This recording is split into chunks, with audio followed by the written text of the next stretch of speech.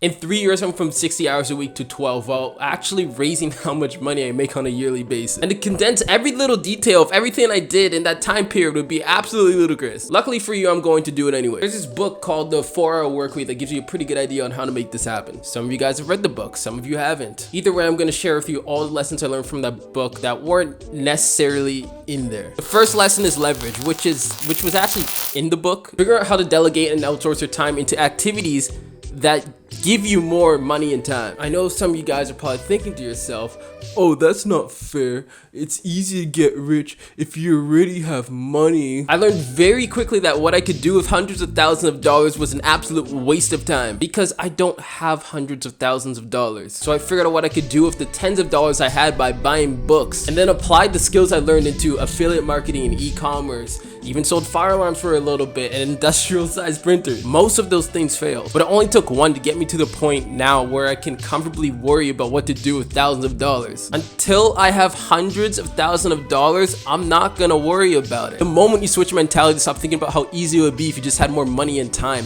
and find ways to work with the situation that you're currently in, the faster you'll end up in a spot where you actually have to worry about what to do with hundreds of thousands of dollars. Now, as you start to go down this path, you might notice that you're starting to get better at these things. Like before, it would take you like a couple hours to get the work that you need to get done, and now, I don't know, maybe it takes you like 30 minutes or so. You're starting to finish your tasks a little bit faster, which is why even if you have nothing and you're just flat broke, you still have time. Time is what you should be looking at. If you're watching this video, you have the time. I know you got the time. If you don't have money, you have time. And if you don't have time, you probably have money. And if you have neither, take a look at what you prioritize in your life. Casey Neistat explained this best in this video, Fat and Lazy. My friend was the one who sent me this video. And fun fact, I actually stole the idea for this thumbnail from her. He took the 24 hours he had in a day and divvied them up into 1-hour segments. By knowing how he spent each hour, he's able to look at how he spent his days and make the decision to add or remove things from it.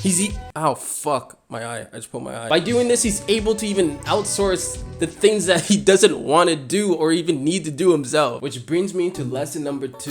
Pursuing the right opportunity. Once you have all your priorities in order, you're going to notice you have a little bit more cash, a little bit more time on your hands. The initial gut feeling we often have is to just work more at the thing that we're doing for money. I don't know if that made sense. You know what I mean. What I'm trying to say is taking more hours at work is the worst thing you can do, especially if it's not the thing that you're trying to pursue in the first place. If you already have some money saved up to cover some emergency expenses and rent for a little bit, do whatever you can to scale back how much time you put into that work or your job, especially if your wage is hourly or requires you to physically be in a place. Having more money isn't gonna solve the ongoing problem of not knowing how to deploy it. I'm keeping it a stack of you guys, all right? Instead, use that time to start researching and studying ways to find out how to build scalable skills like marketing, writing, ad buying, understand the psychology of how money works, and understanding the psychology of how you yourself work. Maybe putting that extra time to start networking with like-minded people. If you're already working a job you love or a job that allows you to do the things that you want to do, even if you don't necessarily love it, this doesn't apply to you. You're already 10 steps ahead of all of us. Fuck you. For everyone else, if you physically have to be in a spot, you're usually capped out at a certain amount of time you can spend doing it. Like right now, as I'm building my branded channel, I run deliveries and do personal shopping. Now doing that, I can make anywhere from $25 an hour, and on the days I really pop off, I can make up to $40 to $60 an hour. Still, I work part-time for 2 reasons. If I would do that full-time, I'll probably make around 80 to 100K a year before tax. After tax, since I'm self-employed, I'll probably be around my part-time income anyways. But the main reason is because of how much energy it drains managing that shit. I know you know the feeling. You get home from work,